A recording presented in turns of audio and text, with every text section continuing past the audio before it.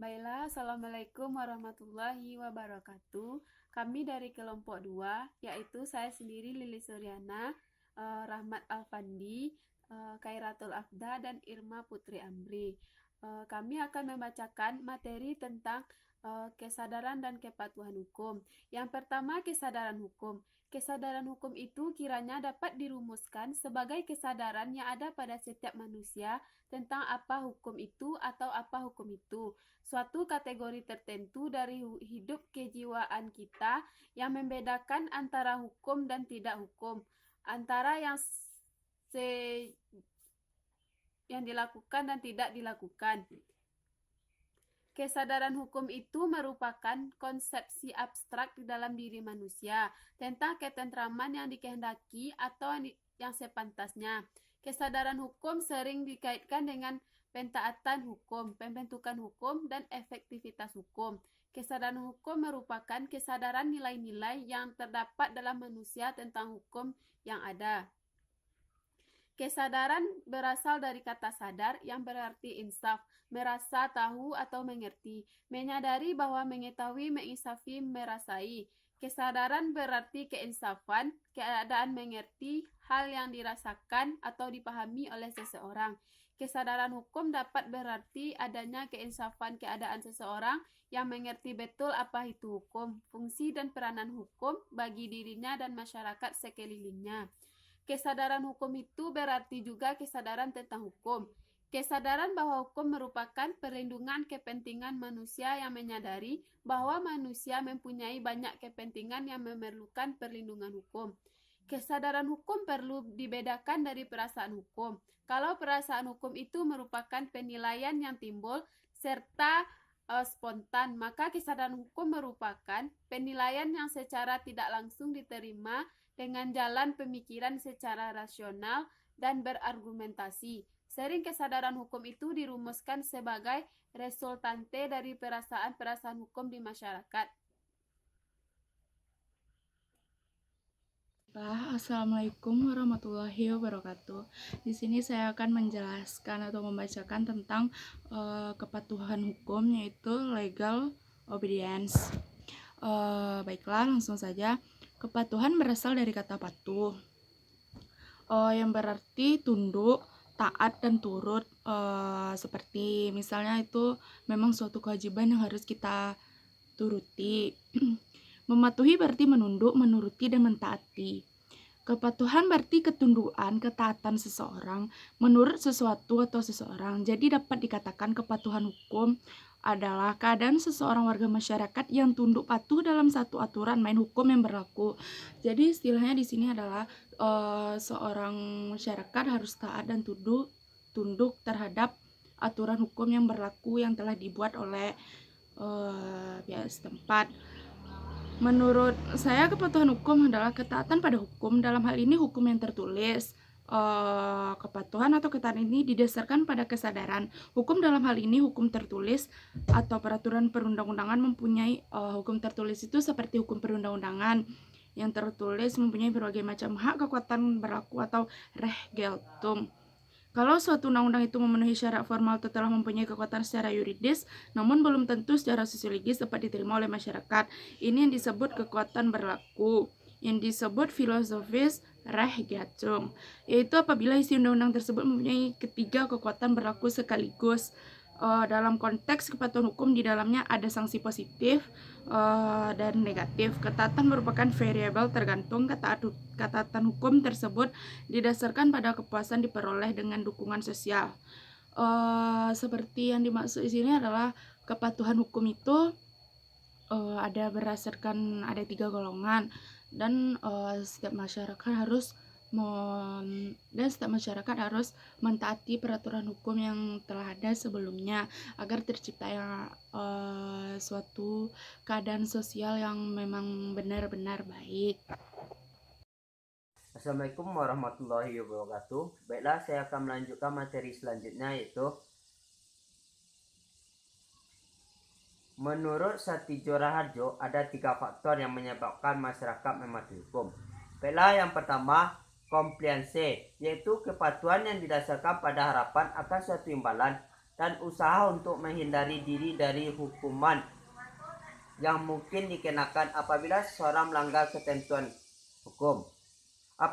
Adanya pengawasan yang ketat terhadap kaidah hukum tersebut. Baiklah, yang kedua yaitu identification, yaitu terjadi bila kepatuhan tersebut atau terdapat kaidah hukum ada bukan karena nilai intrinsiknya, akan tetapi agar keanggotaan kelompok tetap terjaga serta ada hubungan baik dengan mereka yang diberi wewenang untuk menerapkan kaidah-kaidah hukum tersebut. Dan selanjutnya yang ketiga, internalization, yaitu seseorang mematuhi kaidah-kaidah hukum dikarenakan secara intrinsik kepatuhan tadi mempunyai imbalan. Isinya sesuai dengan nilainya dari pribadi yang bersangkutan. Dan selanjutnya itu kepatuhan merupakan sikap yang aktif yang didasarkan atas motivasi setelah ia memperoleh pengetahuan. Dari pengetahuan sesuatu, manusia sadar. Setelah menyadari, ia akan tergerak untuk menentukan sikap atau bertindak. Oleh karena itu, dasar kepatuhan itu adalah pendidikan, kesadaran, kebiasaan, kemanfaatan, dan identifikasi kelompok. Jadi, karena pendidikan terbiasa menyadari akan manfaat dan untuk identifikasi dirinya dalam kelompok, manusia akan patuh. Jadi harus terlebih dahulu tahu bahwa hukum itu ada untuk melindungi dari kepentingan manusia. Setelah tahu, kita akan menyadari kegunaan isinya dan kemudian menentukan sikap untuk mematuhinya. Kesadaran dan kepatuhan hukum dalam budaya hukum di Indonesia. Di dalam budaya hukum masyarakat dapat pula dilihat apakah masyarakat kita dalam kesadaran hukumnya sungguh-sungguh telah menjunjung tinggi hukum sebagai suatu aturan main dalam hidup bersama dan sebagai dasar dalam hidup bersama menyelesaikan setiap masalah yang timbul di dalam masyarakat. Namun kalau dilihat secara material, sungguh sulit membangun budaya hukum di negeri ini. Sesungguhnya kesadaran hukum masyarakat saja tidak cukup membangun budaya hukum di negeri ini. Karena kesadaran hukum masyarakat masih bersifat abstrak, belum merupakan bentuk perilaku yang nyata. Maupun secara rasional sebenarnya sadar akan hukum perlu kepatuhan dan penghormatan terhadap hukum yang berlaku. Oleh karenanya, sekalipun masyarakat di negaranya belum tentu masyarakat kita tersebut patuh pada hukum tersebut.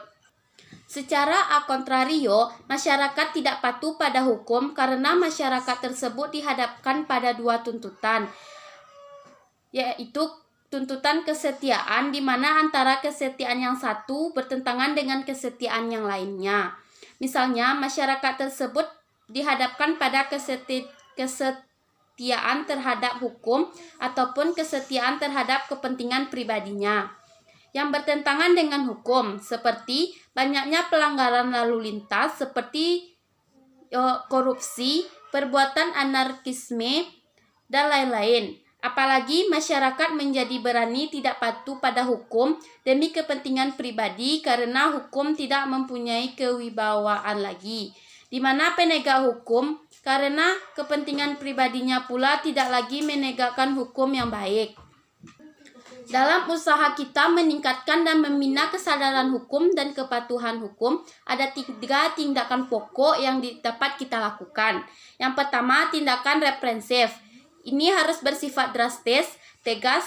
Petugas penegak hukum dalam melaksanakan law enforcement harus lebih tegas dan konsekuen. Yang kedua yaitu tindakan preventif, merupakan usaha untuk mencegah terjadinya pelanggaran-pelanggaran hukum dan merosotnya kesadaran hukum. Dengan memberatkan ancaman hukum terhadap pelanggaran-pelanggaran hukum tertentu, diharapkan dapat dicegah pelanggaran-pelanggaran hukum tertentu. 3. Tindakan persuasif, yaitu mendorong memicu kesadaran hukum erat kaitannya dengan hukum. Sedangkan hukum adalah produk kebudayaan. Kebudayaan mencakup suatu sistem tujuan dan nilai-nilai hukum merupakan pencerminan dari nilai-nilai yang terdapat dalam masyarakat. Oleh karenanya, hukum harus memiliki kewibawaannya dalam menegakkan supremasi hukum agar masyarakat dapat menghormatinya dalam wujud kepatuhan terhadap hukum itu sendiri. Dengan demikian, perlunya pembangunan budaya hukum merupakan suatu hal yang hakiki dalam sebuah negara hukum, di mana hukum harus dapat merubah masyarakat untuk menjadi lebih baik, lebih teratur, lebih bisa dipercaya untuk memperjuangkan hak dan keadilan, lebih bisa menciptakan rasa aman. Baiklah, itulah hasil diskusi dari kelompok kami, yaitu kelompok 2. Sekian, terima kasih. Assalamualaikum warahmatullahi wabarakatuh.